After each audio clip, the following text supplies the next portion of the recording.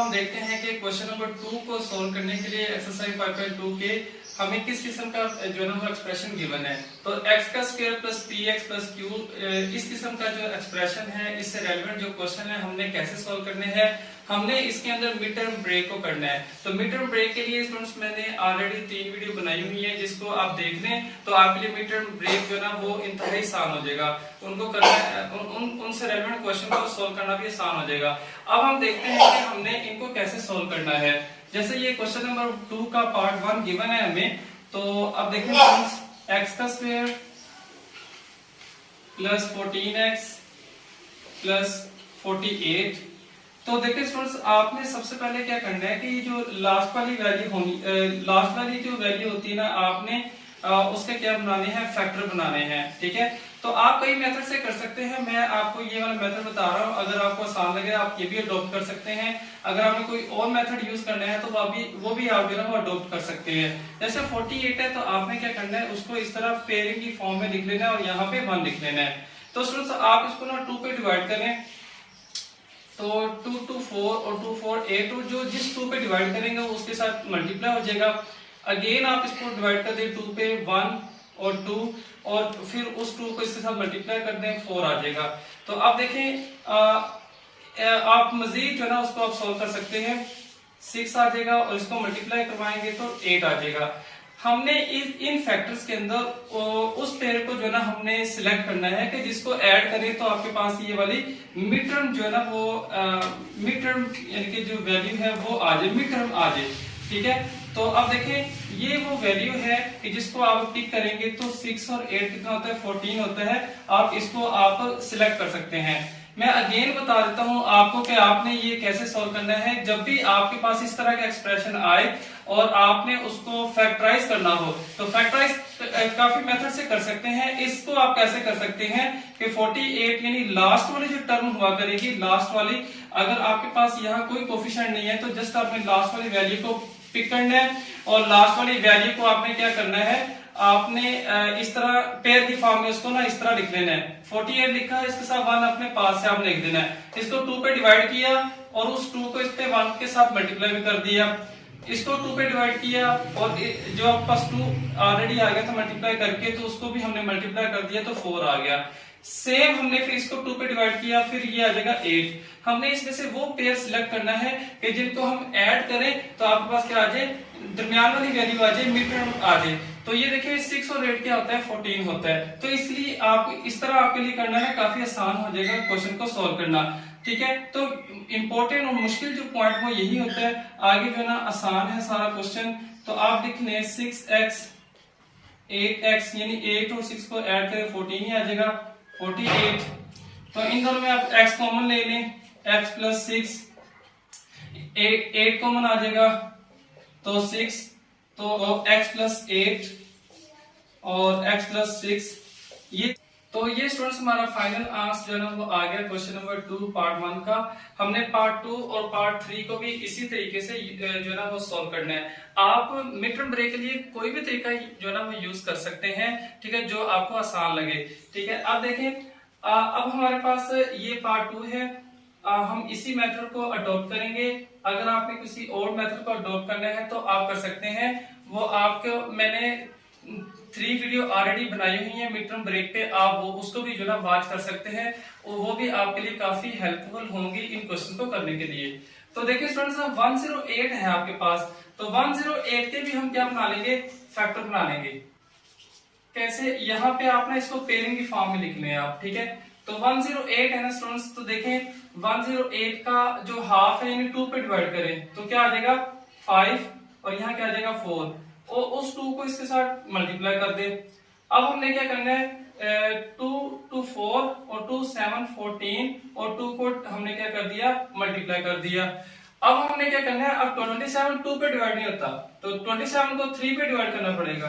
तो 3 9 का 27 आ जाएगा, और फिर 3 को इसके साथ मल्टीप्लाई करेंगे तो क्या आ जाएगा 12।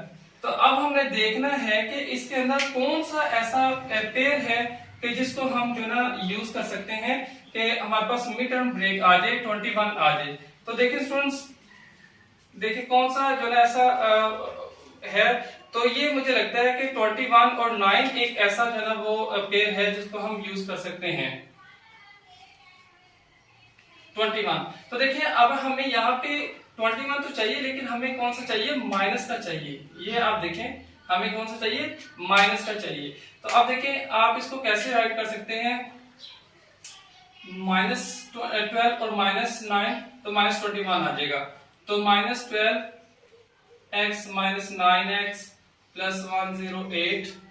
तो अब देखें आप इसको क्या कर सकते हैं, x कॉमन ले लें, 12 -9 कॉमन ले लें, -12। तो अब देखें x -9 और x -12, ये क्या है, लास्ट जो है ना हमारा आंसर यही है। तो अब देखें क्वेश्चन जो है ना हमने सॉल्व कर लिया है। तो अब देखें ये वाली जो दोनों वैल्यू होती है ना सेम सेम आ जाती हैं, ठीक है। इधर से भी आप वेरीफाई कर सकते हैं कि आपका आंसर जो है ना ठीक है कि नहीं। अब देखिए लास्ट जो पार्ट है, पार्ट 3, ठीक है।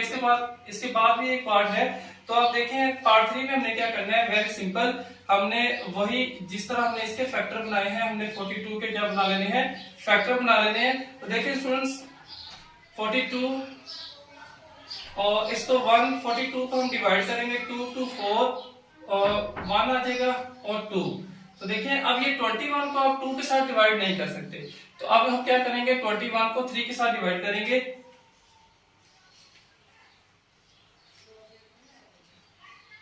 6 आ जाएगा। तो अब देखिए आप इस तरह करें कि आप 7 के साथ इसको करें 14।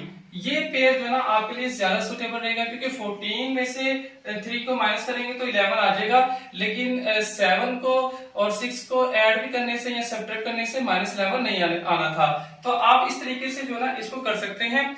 अब 14 में से आप क्या करेंगे, माइनस करेंगे 3 को, तो हमारे पास क्या आ जाएगा, यहाँ आपको माइनस लगाना पड़ेगा, यहाँ प्लस लगाना पड़ेगा, तो क्या आ जाएगा, -11। तो इस तरह हमने जो ना एक पेयर को सिलेक्ट कर लिया, 14x + 3x -42। तो x आपके पास क्या आ जाएगा, कॉमन, +3 14। तो ये आपके पास कंप्लीट हो गया, ये आंसर है आपका। तो आप देखें इसका आपने पहले 2 पे डिवाइड किया, तो फिर क्या आ गया था, 21 को हमने 3 7 21 भी करके देखा, लेकिन वो पेयर नहीं बनना था। तो मैंने क्या किया कि 7 को 3 के साथ डिवाइड कर दिया, तो 14 और 3 का जो ना पेयर हमारे पास यूज हो जाना था, फैक्टर जो ना वो वाले यूज हो जाने थे, इसलिए हमने 14 और यानी कि इसको 21 को 3 पे डिवाइड करवा लिया, 7 पे 7 3 का 21 होता है, और 7 को इसके साथ मल्टीप्लाई करवा दिया, तो क्या आ गया, 14। तो अब हमारा जो लास्ट पार्ट है, पार्ट 4 जी स्टूडेंट्स, ये जो ना पार्ट 4 लास्ट पार्ट है क्वेश्चन नंबर 2 का। तो वही मेथड हम यूज करेंगे। 132 को हम क्या करेंगे, पहले फैक्टर फाइंड करेंगे, 132 1, तो इसको 2 पे डिवाइड करें, 6 आ जाएगा, और 2 को इसके साथ मल्टीप्लाई कर दें। अब ये 2 पे फिर डिवाइड हो रहा है, तो यहाँ क्या आ जाएगा, 4 आ जाएगा। अब हम क्या कर सकते हैं, अब हम इसको 3 पे डिवाइड कर सकते हैं, 2 पे डिवाइड नहीं हो रहा, तो ये पेयर हम जो ना यूज कर सकते हैं 12 और 11। जैसा कि आप देख रहे हैं ये वाला जो पेयर है ना, ये हम यूज कर सकते हैं। कैसे, अब देखें x का स्क्वायर है, तो प्लस का 12x और माइनस का 11x आप राइट कर लें, तो आपके पास प्लस का 1 आएगा जो कि हमें रिक्वायर है, तो -132। तो देखिए फ्रेंड्स x आ जाएगा आपके पास 12 -11x + 12, तो क्या आ जाएगा फाइनल आंसर, x -11 x + 12। तो ये क्या है हमारे पास फाइनल आंसर है। तो आपने देखा कि फैक्टराइजेशन जो है ना वो इस फैक्टर से यानी इस तरह फैक्टर फाइंड करना बहुत आसान है। आप फैक्टराइजेशन इस तरीके से भी कर सकते हैं, और भी मेथड हैं, और जो है ना एक्सप्रेशन पे भी डिपेंड करता है कि किस किस्म का एक्सप्रेशन आपको गिवन है, तो आप कई तरीकों से फैक्टराइजेशन कर सकते हैं।